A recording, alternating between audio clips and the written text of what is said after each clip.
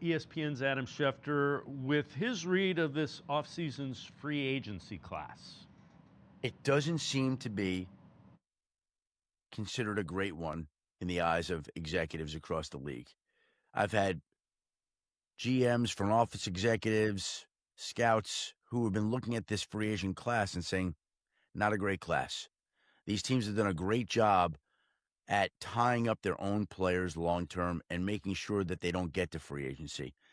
When we talk about the draft, and we'll see how it shakes out over time, people aren't all that excited about the draft either. So we got a free agent class that's not real deep. We've got a draft that is not considered real deep. And you know what that tells me, then? More trades? That's what it tells me. It tells me we may get more wheeling and dealing in trades than we've had in other years. I don't know that it'll happen, but it certainly seems to be a trend in recent years. Teams have been more apt and open to make big trades. We saw it at the trade deadline each of the last few years, especially this past year. Teams are unafraid about making a big deal. Pete, again, that's Andrew Berry has done that pretty consistently with wide receivers, but when you look at it, I just kind of feel like they have to prioritize the offensive line. And I'm get me a playmaker at wide receiver guy. Right. As far as free agency goes, I don't think the wide receiver is going to be there, which is one of the reasons I've said and continue to say take one at 6 with the first pick of your draft. That's where you can get a real number one receiver. But I think you can do a lot of damage on the offensive line, and it's not going to be headliners. Although if they were to get Tyler Linderbaum, who obviously knows Todd Monken and George Warhop, that would be great. He is a headliner, but he's a center, so it's not like the most exciting move in the world, but it would be a very important piece for the Browns to get. But I think they can load up on tier 2 and tier 3 free agents for the offensive line, assemble a group that they can at least say to themselves in March, hey, we can at least play a game if we had to, and then you go into April and try to get more help. Hopefully 24, 39, those areas. The other area where I think the Browns are going to be active is tight end. Obviously, David Njoku is and the Browns are going separate ways. More power to Njoku. I hope he's incredibly successful. I expect he's going to end up in the AFC West. But that also leaves a hole for the Browns to address, and I don't think they're going to wait for the draft to do that. And the Ravens just happen to have a tight end that if he gets out in the open market, it's going to make a ton of sense to them. And his name is Charlie Kolar, who's another guy. So I could see them doing a couple moves like that, which would be good moves for them. And there's at least one veteran offensive lineman I could see them targeting, Joe Noteboom, who played for the Ravens this past year, if they want to try to do something like that.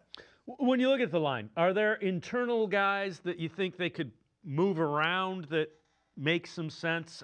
Obviously, you can't run 3 or 4 of those guys back in the same position because that was a disaster. But are there guys that you flip one of the big guys outside, you flip him inside, you have DeJuan Jones maybe as a swing guy if he can stay healthy?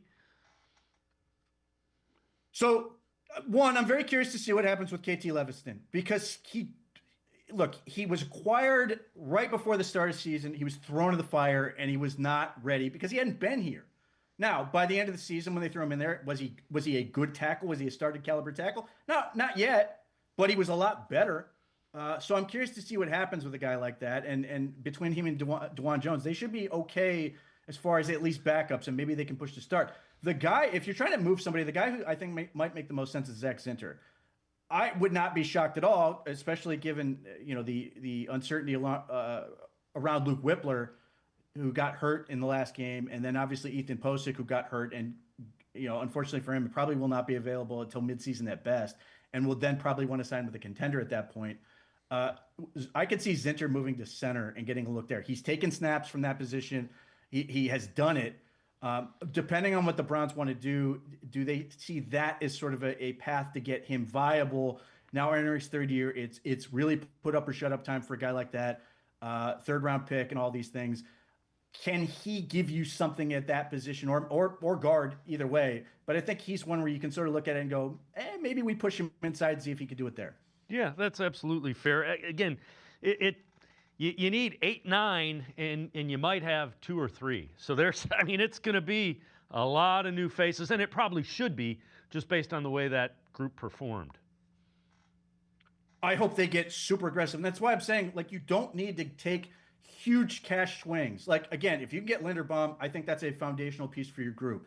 But after that, just get a lot of mid-tier, second and third tier free agents, and then draft a whole bunch of guys. And then this is where, Kevin Stefanski's not here, but I would hope that the Browns take a similar tack that they did last year with wide receiver out of the draft. They brought in a full team's worth of guys to come in for rookie minicamp, and they signed a whole bunch of wide receivers. I hope they do the same thing with offensive linemen and George Warhop, and I think he's got 2 assistant offensive line coaches. They just take this group and just coach them, and find 8 to 10 guys that they believe in and just roll with it. And it's, it might be clunky, it might be awkward, but I hope they're really aggressive with just, to your point, numbers as much as anything else.